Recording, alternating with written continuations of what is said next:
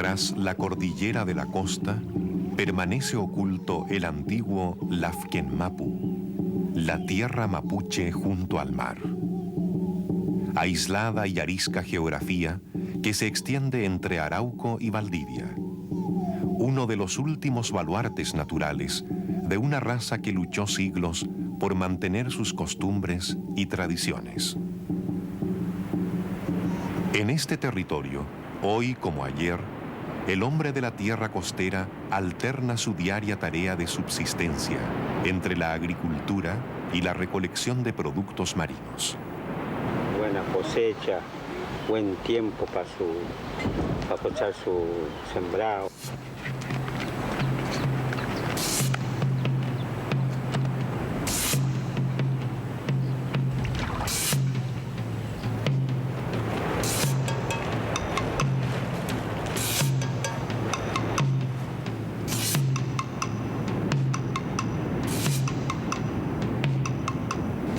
Decían que esa piedra manchal que llaman ahora era un cristiano. Buscaremos aquí el reencuentro con un pueblo, parte fundamental de nuestra historia como nación. El destino, costumbres y sentir de los mapuches que siguen cultivando tradición y vida en esta franja de Chile. En el Lafkenmapu, la tierra del mar.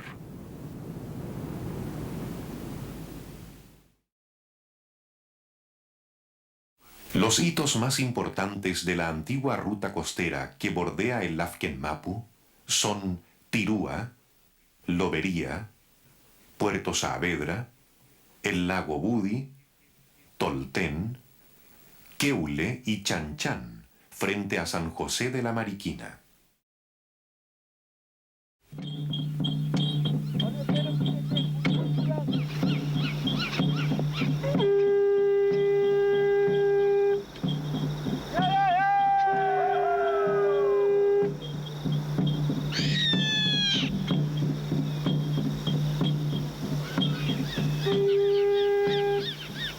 Esta faja costera, el Lafkenmapu, fue la ruta que escogieron los conquistadores españoles en su penetración hacia el sur. Fue en esta conquista nunca concluida donde cayó Pedro de Valdivia, a manos del Toqui Lautaro, quien a los 17 años, en una brillante lección de estrategia, encerró a las tropas españolas entre el antiguo pantano y los guerreros mapuches. Terminó aquí el tiempo del gran soldado de España. Transitaba hacia el norte para Curanilagüe, los Tálamos, porque por ese filo para arriba tenía el camino. Eran sus caminos que él tenía, porque antes no habían caminos como hay ahora. Antes de caballo nomás, y no habían puentes, sino hay en el río también no habían puentes.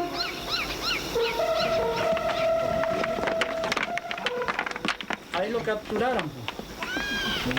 Tal vez tuvieron que llevarlo prisionero y los nuestros no tengo conocimiento si lo mataron en Cañete o algo. Hasta hace poco, se consideraba que la captura de Valdivia tuvo lugar donde hoy está la ciudad de Cañete. Sin embargo, la conversión reciente de las coordenadas geográficas españolas confirman que sucedió aquí, en la confluencia de los ríos Pilmaiquén y Pichidenquehue. Cerca de Purén, tuvo lugar en 1598 el combate de Curalaba, donde fue derrotado y muerto el gobernador Óñez de Loyola. El Toqui Pelentaro inició así la gran insurrección que destruyó las 7 ciudades del sur y obligó a los españoles a retirarse al norte del Biobío, aceptando el fracaso en la conquista del territorio mapuche.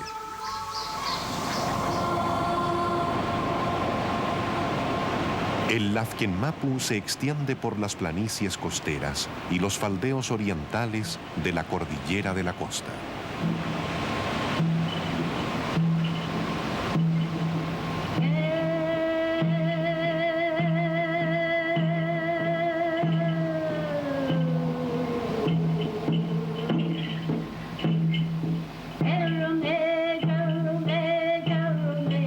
Para el mapuche, esta siempre fue una tierra fecunda y hospitalaria, que le dio cobijo y sustento desde remotas épocas precolombinas.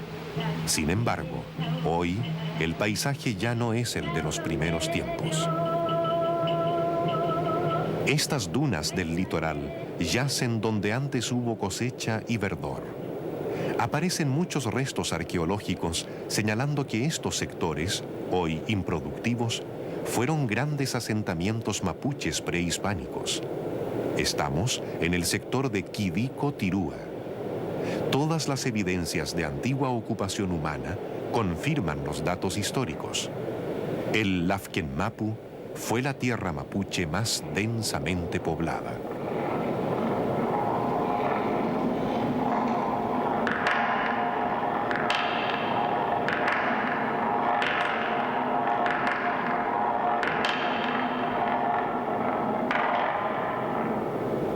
En el territorio mapuche vivían, antes de la llegada del español, más de 1 millón de personas en comunidades familiares extensas, pero dispersas. A partir de los cambios generados por la cultura europea, empiezan a formarse villorrios alrededor de las misiones o en torno a caciques poderosos. De esta forma, surge como pueblo Tirúa, que en la antigüedad era el lugar donde los mapuches se entrenaban para la guerra.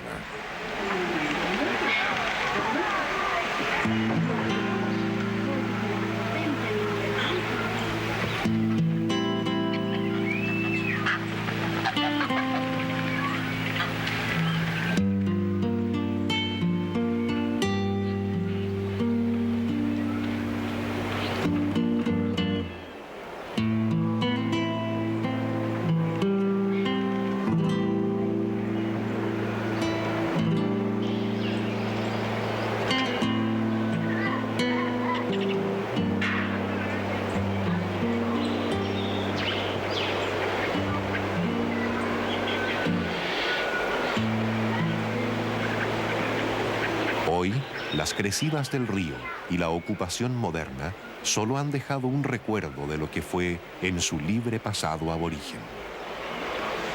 Ese pueblo Tirúa, ahí había una casita nomás. Casita, 4 casitas en nuestro tiempo. Y esa gente que vivía ahí, todos se acabaron. Se terminaron esa gente. Tirúa lo conocí cuando era niño chico, andaba a la escuela con 12 casas. Techo de paja, techo de cunquilillo, la casa embarillado, palado, así, de paja. Eso contaba mi abuelita. Yo alcancé a conocer, decía, la gentío por aquí. Cuando había un casamiento de mapuche, estaban sus 4 días reunidos cientos de personas en esos años y pagando a aquella señora, esa novia, pagándolo. 3, 4 animales, hasta 10 animales valía una niña cuando se pagaban. Y la gente en esos años criaban muchos animales, caballos, dice. Y el más pobre, la persona tenía sus 20 maná, decía, caballos. Porque el campo vivían así suelto, no estaba medido como ahora de pedazo de tierra. Ahora estamos con... Yo mismo tengo aquí 9 hectáreas. En esos tiempos tenían 50, 60, 80, 100 hectáreas las personas. El testimonio de don Arístides Norín habla claramente de los cambios ocurridos en la economía mapuche a partir del contacto español. De una agricultura primaria, complementada con pesca, caza y recolección, se transforman en hábiles ganaderos. Enormes piños de animales activan un crecimiento que en los siglos XVIII y XIX alcanza su máximo esplendor. Pero llega 1883 y la derrota definitiva a manos de un ejército moderno. A partir de entonces, pequeñas reducciones y escasas tierras, y el trigo pasa a ser el alimento principal.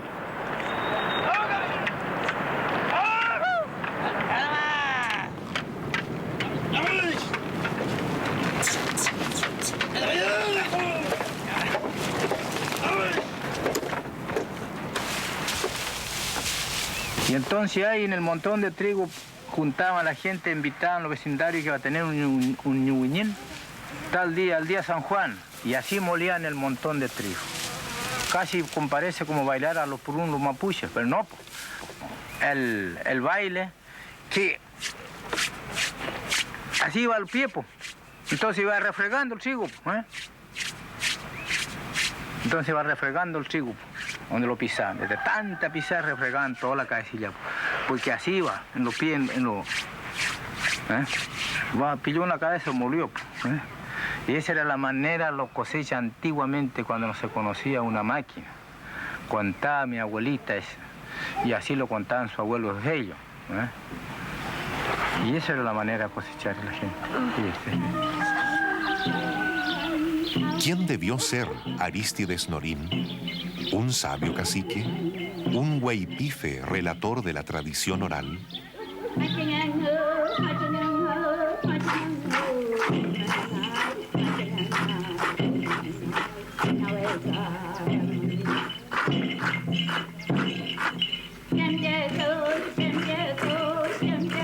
Mi abuelito se llama Ramón Huenchunao y mi abuelita se llama Cacinta Paillao. Y ese era primo hermano con un cacique tal Antonio Paillao. Y vivía al otro lado del Urutirúa, al mediato y para el alto. Ahí hay una revolución, se llama Colcuma, ahí vivía.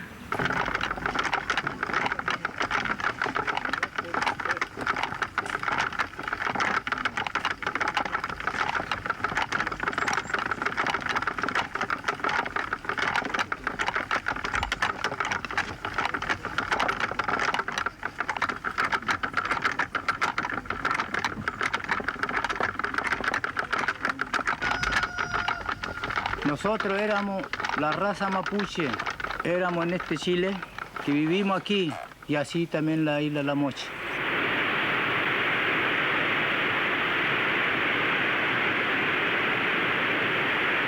Eran mapuche maputí, mapuche ni ilavel, veíamos lewu mapuche, ka veíamos lewu cacique, mochamo ka lewu tai mapuche, patri lewu mapuche mochamo. Pero Puinca en Tupayo.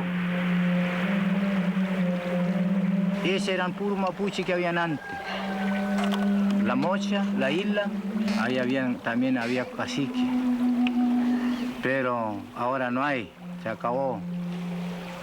Que los españoles trabajó con los mapuches en pelea, en guerra, y así lo quitaron el suelo, y así le quitaron mucha parte. Y así también lo quitaron la isla.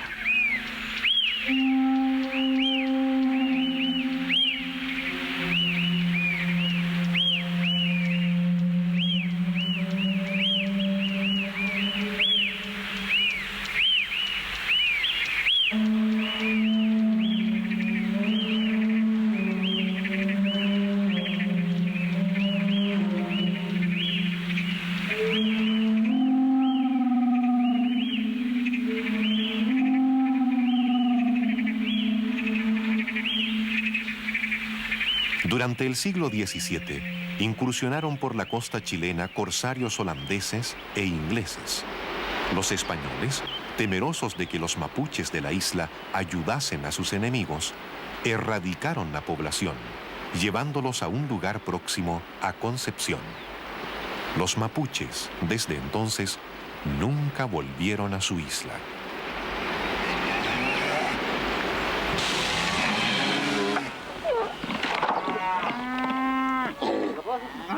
El clima favorable y la fertilidad del suelo producen excelente rendimiento en la agricultura y la ganadería, pero sin duda la mayor atracción en el pasado debió ser la fauna marina. La isla Mocha es un ambiente natural privilegiado. Lo fue para sus antiguos habitantes y lo sigue siendo para los actuales. Éramos unos 50, 60 hombres. Íbamos todos. Se mataban con lanza y palo, se llegaba a una isla que se llama Quichol y otro islote grande que se llama la Isla del Trabajo. Entonces se matábamos en una parte o en la otra. Eso se dividía en, por ejemplo, había un capitán del Oero que iba allá, se organizaba y se rodeaba la isla con lanza y palo. El lobo ataca, pero nosotros sabemos que el lobo, si uno lo conoce, no hace nada. ¿Por qué? Porque el lobo corre derecho, lo ataca derecho a usted. Pero si usted da un paso al lado, lo deja pasar y un lanzazo muere inmediatamente. Por cada cacería eran 2.000, 3.000, 5.000 lobos. Por cada cacería. Y en un islote en el otro, se hacían 4 o 5 cacerías en el año. ¿Qué se aprovechaba del lobo? Se saca en bolsa. Se saca una bolsa de la cintura, se parte redondo así y se tajea por dentro. Con un cuchillo experto todo en ese sentido. Entonces la coyunta o el lazo sale de una sola hebra. Llama la atención que esta técnica descrita coincide con las utilizadas desde la prehistoria por gran parte de los indígenas del litoral chileno.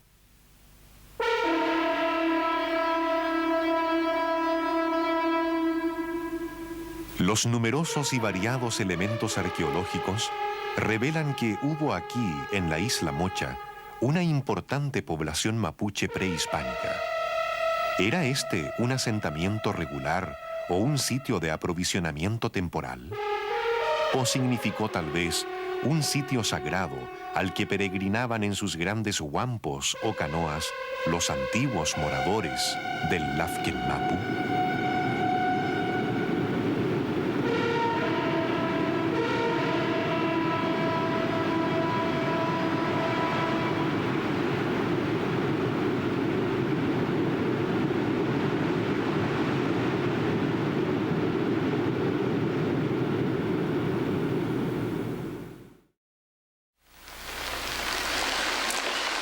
El camino que lleva de Tirúa a Carahue y Puerto Saavedra se encarama por el filo de las serranías costeras.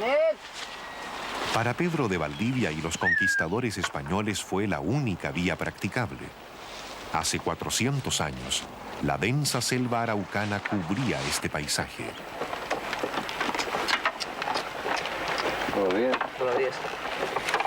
Durante 3 siglos, la guerra recorrió estos caminos. Hoy, las carretas transitan el sendero de su última guerra, la definitiva. Sobrevivir como pueblo digno, en medio de la voraz y avasalladora cultura occidental. En esta lucha por subsistir, a veces se deben intentar nuevas formas de conseguir recursos. A veces hay días que me iba bien, decía que me iba bien, pues sacaba sus 10, 15 gramos también. 15. Pero en la temporada que trabajé yo, señores, saqué como 7 kilos de oro. Era un hombre pobre que no tenía que echar a la olla. Rico en la pura familia, chica. Esa es la gran riqueza. Y uno de repente ya tanto a veces del hambre, uno no haya que opinar a pillar plata. Traje un picador y una pala, y en taloneta no está, así mediano, leche helado. Y en las 3 palas que se oiga, cuando al rato y muevo, lo comienzo a mover la piedrecita, los cascajillos, cuando brillan, pues, ¿no es? Sí, aquí está el tiro, dije yo.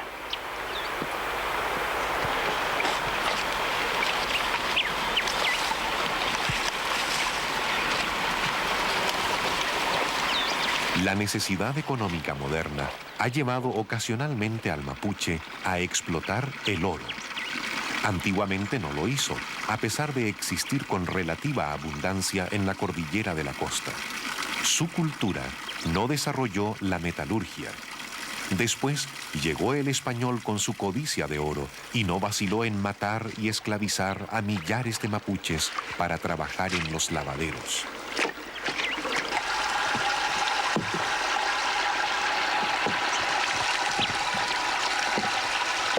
El brillo del oro trae oscuros recuerdos en el Lafken Mapu.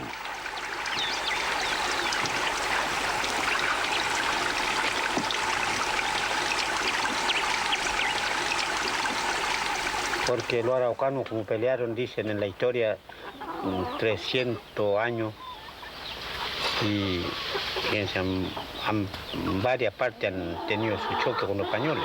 Por eso ahí lo pusieron bajo la guerra. También tuvo un choque aquí en Primer Agua. ¿Y quiénes venían ahí en Primer Agua? Ahí venían toda la gente de la provincia de Cautín para pelear con los españoles. Los españoles venían de Arauco, no sé dónde vendían. Y se juntaron ahí en Primer Agua. Era cordillera hasta el Alto Tranicura, dice vino mi padre. Y mi abuelito ya conversaba eso, que él peleó en esa batalla. Y por eso me queda esa conversa a mí. Peleó en esa batalla de guerra, bajo la guerra, cuando venían los araucanos, venían de muy al sur, todos los imperialinos, todos. Y se juntaron aquí en la Primera Agua. Porque los mensajeros, decía que no me acuerdo, los tomaron prisioneros ahí en Tirúa.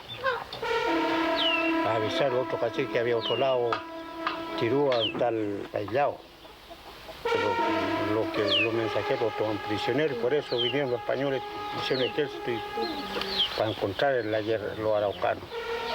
Pero dicen que los españoles arrancaron, porque lo metían lanza por delante y por costado. Cuando ya tocaron por la montaña salían las lanzas y se arrancaron. Y entonces viene el otro general de atrás con los otros ejércitos mapuche, prisioneros, que tomaron todos prisioneros de la loma, Tirúa. Venían los prisioneros mapuche atrás. Entonces otro general que dijo que pelean uno con otro. Pusieron los mapuche adelante, con lanza, y le ponían 2 copetas, y eso defendían con la lanza, y ahí se arrancaron los arribanos. Lo hicieron pelear uno con otro. Los hicieron pelear uno con otro. En este relato de la tradición mapuche se alude a uno de sus recuerdos más trágicos.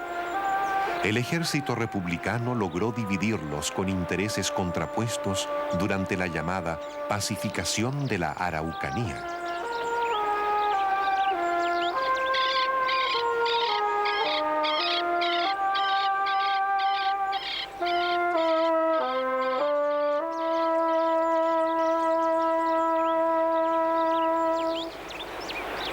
Pero el alma mapuche está más allá de esta división a que fueron forzados.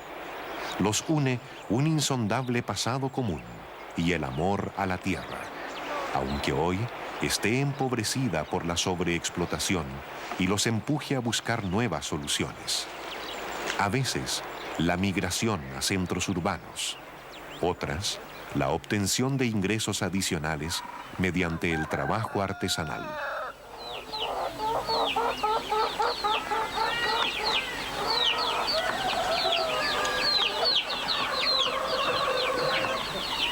El hilado de la lana, ¿cuánto toma?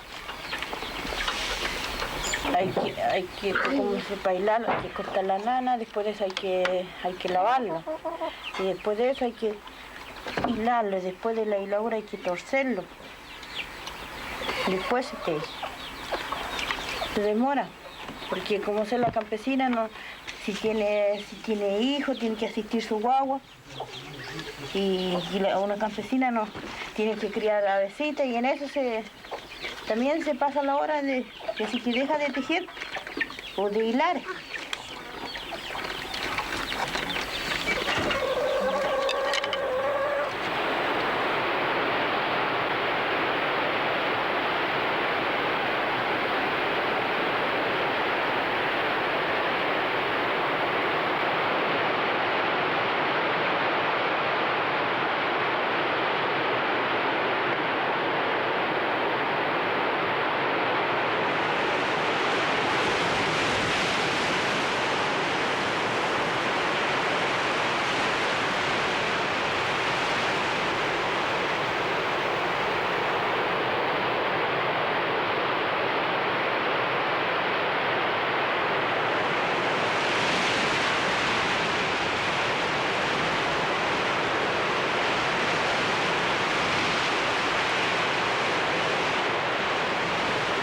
Los habitantes del Lafken Mapu deben buscar en el mar el sustento que les niega la tierra gastada.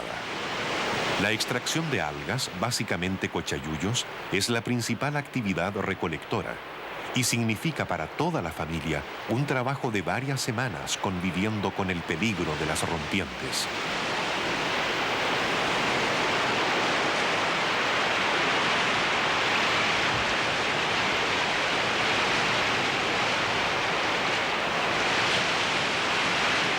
Cuando la ola se retira, se cortan las ramas de su base y el oleaje se encarga de llevarlas hasta la orilla. El hombre, junto a su compañera y sus hijos, luchando unidos para enfrentar la subsistencia difícil. La familia, fuerza de un legado cultural que los mapuches no han perdido.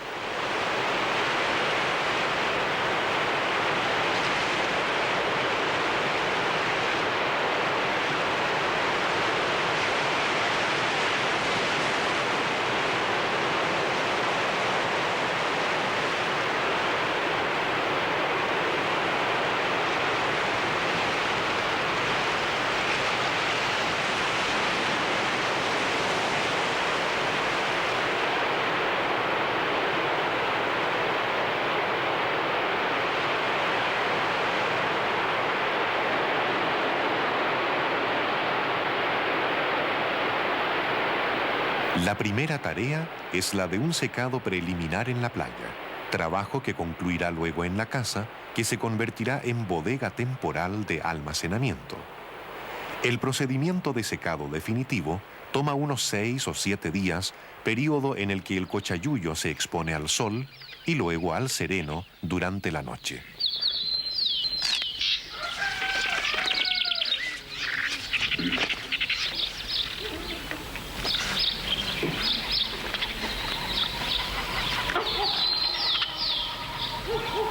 Terminada esta fase, el cochayuyo queda en condiciones de ser empaquetado, lo que también requiere de habilidad y tiempo.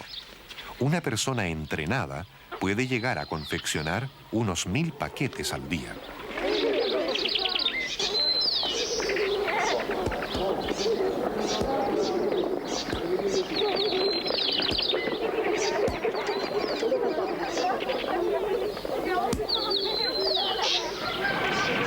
Cuando finalmente se ha juntado lo suficiente para llenar una carreta, es hora de partir a buscar compradores.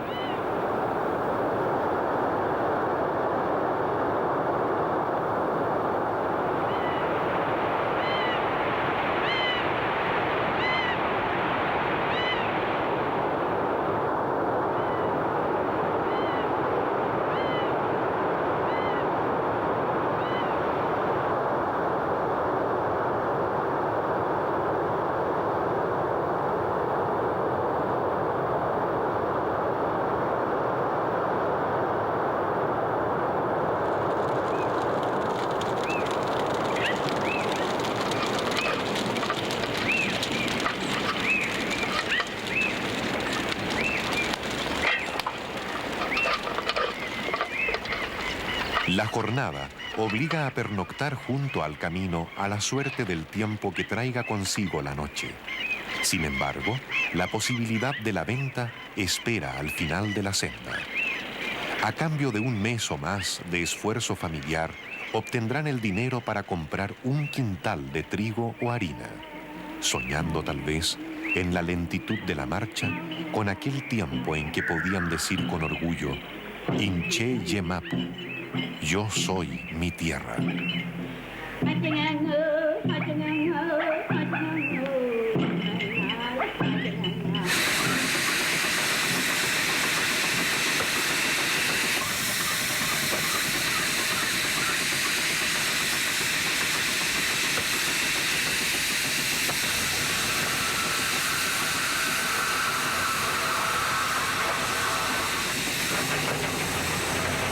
Con la ocupación moderna a fines del siglo pasado, comenzó una explotación intensiva y un desmonte irracional para conseguir terrenos de cultivo. La antigua, magnífica y amada verde selva araucana hoy se ha ido para siempre.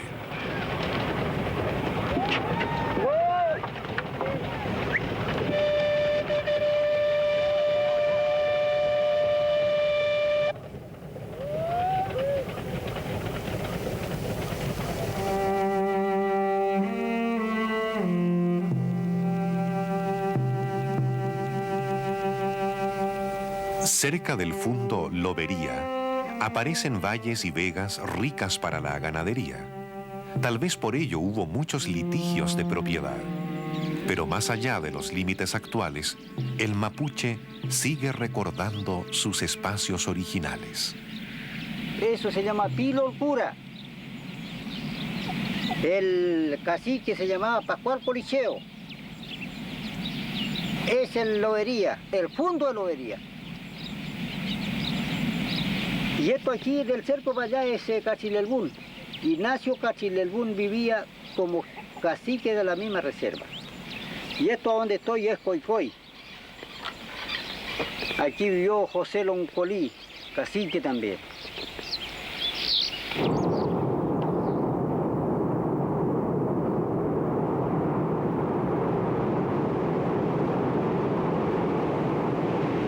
La historia del mapuche moderno resulta dolorosa.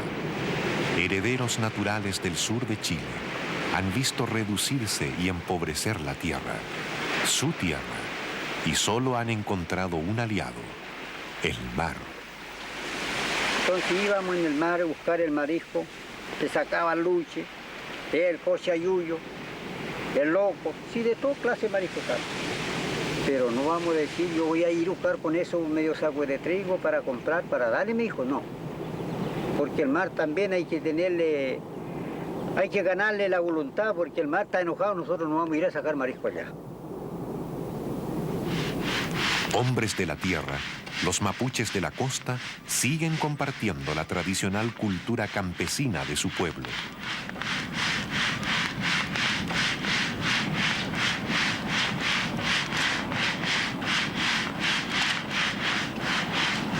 Gran parte de los productos marinos se utilizan para obtener trigo, alimento base en la dieta mapuche, que tostado en la cayana y mezclado con agua forma el ulpo, consumido hasta hoy por los habitantes de la zona.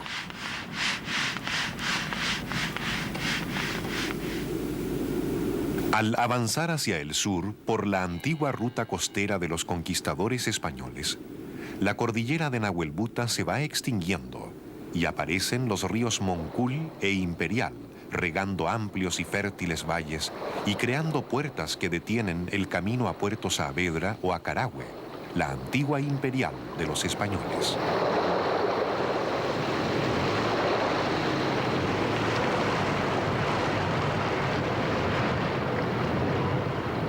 El mismo trayecto que hizo Pedro de Valdivia, viniendo de Tirúa en la búsqueda de un sitio para fundar la capital de la colonia, se sigue repitiendo hoy para llegar a Carahue.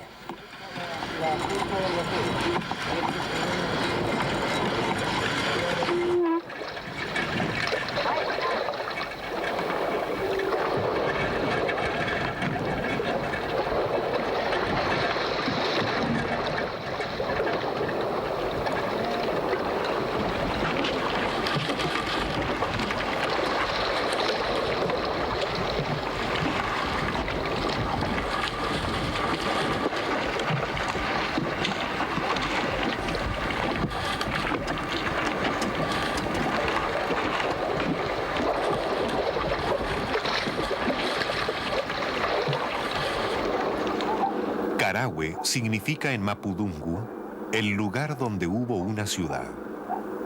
Los españoles la bautizaron pomposamente como la Imperial, cuando nació en 1551, con unos 50 vecinos.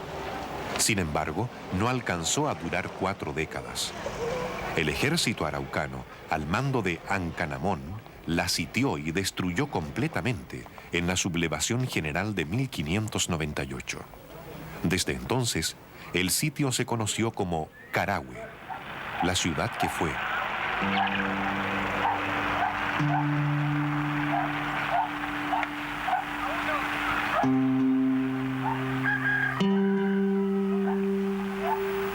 Pasarían casi 3 siglos antes de que las tropas chilenas al mando del coronel Urrutia la refundaran.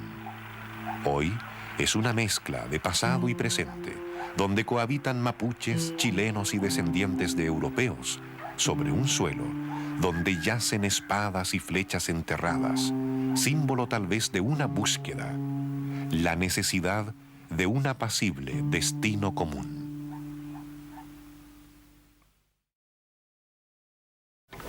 Pasado Puerto Saavedra o Bajo Imperial, surge el lago Budi. Próximo al océano y conectado a él, da una nueva fisonomía al Lafken Mapu. Es el hábitat particular de una antigua y numerosa población mapuche.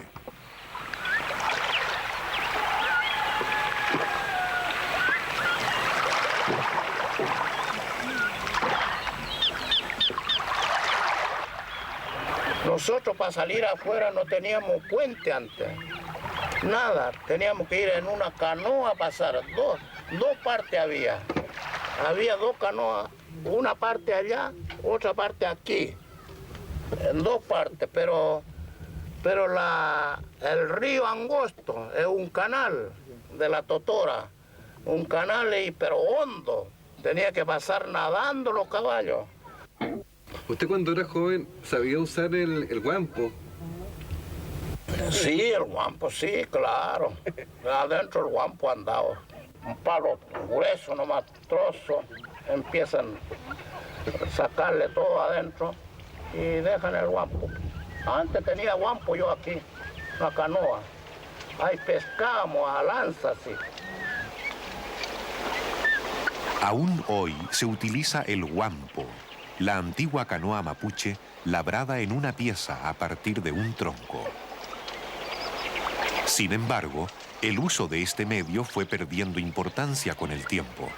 Han desaparecido, además, los grandes árboles nativos que permitían fabricar guampos con capacidad para 20 o más personas. Son muchos los cambios que han ocurrido tanto en el paisaje como en la vida de los mapuches actuales. Pero la ruca, utilizada desde los tiempos prehispánicos, sigue siendo el centro de la actividad familiar, el sitio donde se comparte y se transmite la cultura ancestral.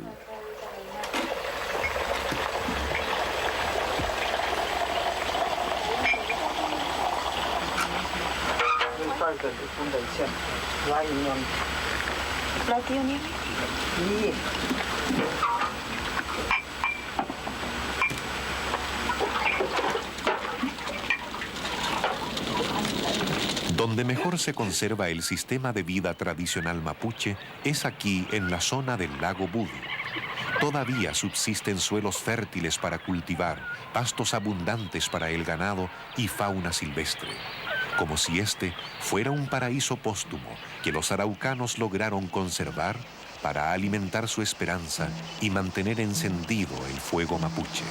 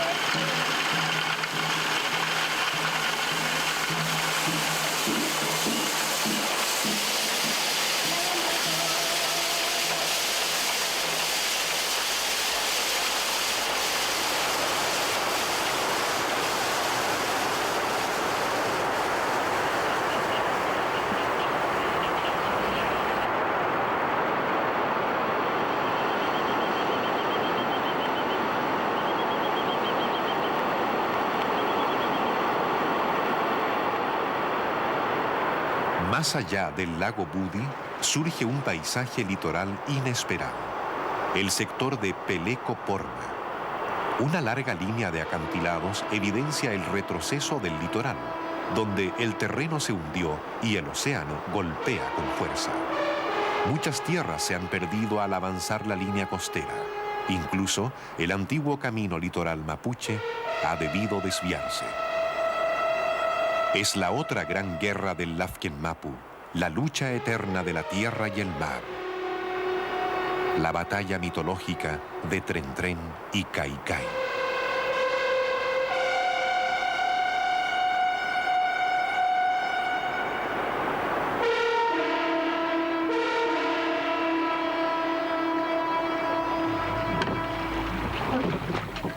Camino al sur, el río Tolten es como un límite, donde se entra a un territorio mezcla de realidad húmeda y leyenda.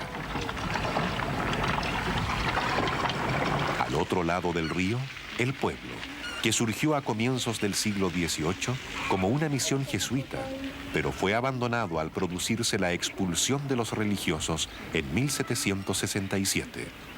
Solo 100 años después regresan los misioneros. Esta vez son los capuchinos italianos, y Tolten empieza nuevamente a vivir.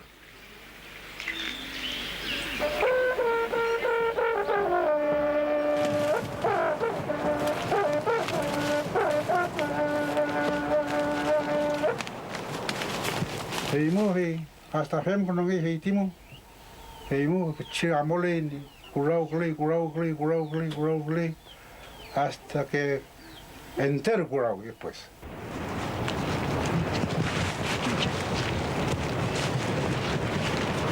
Y lafken mole cobra. Y ti cura feula y maniquean pingue porque si ti bocho el truco y maniquean pingue que voló. Y mu y ti cura y mole lafken feula y maniquean. Dicen que antes decían que esa piedra manqueán que llaman ahora era un cristiano, un joven muy activo, muy picaronazo, como se dice. Y un día él con sus amigos salió a buscar esa piedra y vino aquí en Manquián y había un esterito ahí que había. Ahí él se ganó el esterito, pisaba al medio del esterito y los compañeros hacia el lado sacando esa piedra. Y los demás no encontraban, y él nomás encontraba esa piedra. Y él cuando empezó a sacar arte ya, y habló una insolencia. Y ahí el poder del estero lo tomó. Y en eso dicen, cuando quiso mover el pie, ya no lo pudo mover, quedó pegado. Movió uno, salía un pie, salía otro, y pegaba otro. Y por fin quedó pegado. Lo hicieron harto robativo, harto guillatón, machi, por aquí, por acá. Y por fin hasta vinieron a quemarle un cordero negro, en que le vinieron a pagar ahí para que saliera ese joven. Y por fin dijo que lo dejaran así nada, porque él ya lo habían tomado el poder. Lo venían a ver, toda la noche lo venían a ver la gente. Entonces lo dejaron ahí nomás y así se empezó a convertir en piedra, de a poco a poco. Empezó por los pies, hasta la rodilla. Cuando llegó al estómago ya no pudo hablar más. Y de a poco dicen que fue volviéndose piedra. Piedra que volvió, piedra, por fin se cubrió de piedra. Y los sombreros, todo eso, volvió piedra. Y quedó así, encantado, hasta como estaba. Esa es la historia de Manquián.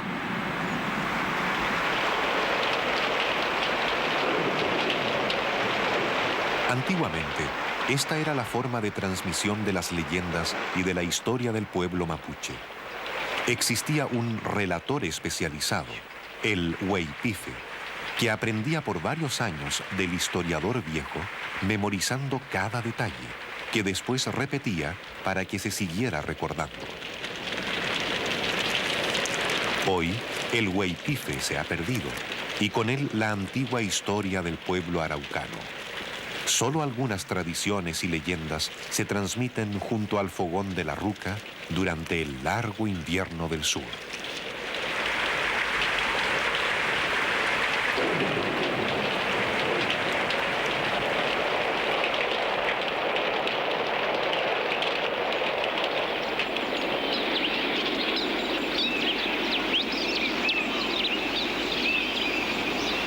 Estamos llegando al final del Lafken Mapu, la península de Chanchán, donde tiene lugar un evento social y religioso que simboliza la vigencia y cambios que la cultura mapuche ha experimentado en sus últimos siglos de historia.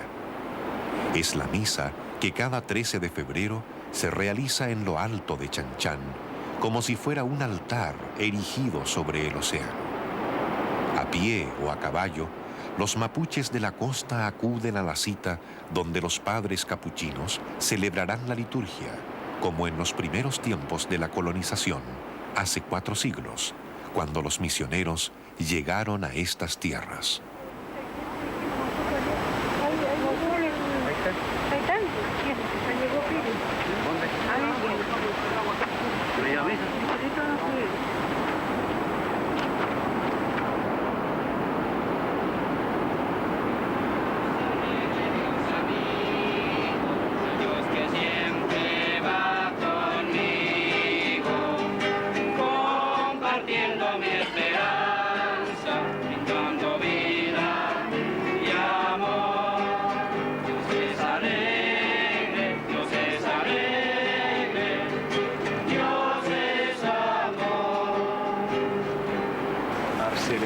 Recibe por esta señal el don del Espíritu Santo. La paz sea contigo. Graciela Eva recibe por esta señal el don del Espíritu Santo. La paz sea contigo. Jova Herminda recibe por esta señal el don del Espíritu Santo. La paz sea contigo.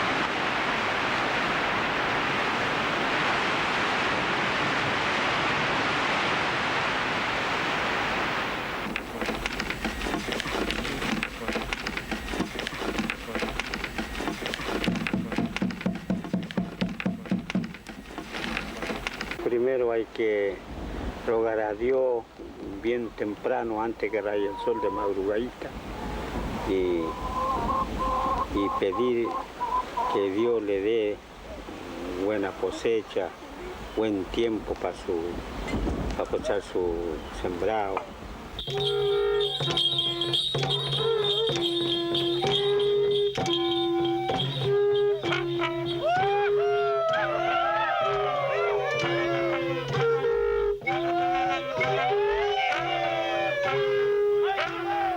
Que no haya enfermedad en los personales, que no haya enfermedad, epidemia en los animales, que no haya epidemia o enfermedad en los sembrados.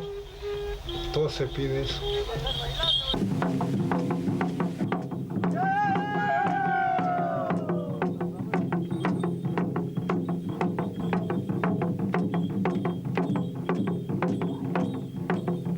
Hay que hacer la rogativa con la sangre del cordero, para que Dios oiga. Entonces cuando salían las ollas de comida, todo en una hilera, o sea, se hacía un torín. Entonces se levantaba en un cucharón, pero rogando, para que Dios tome vea a su hijo como están, pidiéndole perdón.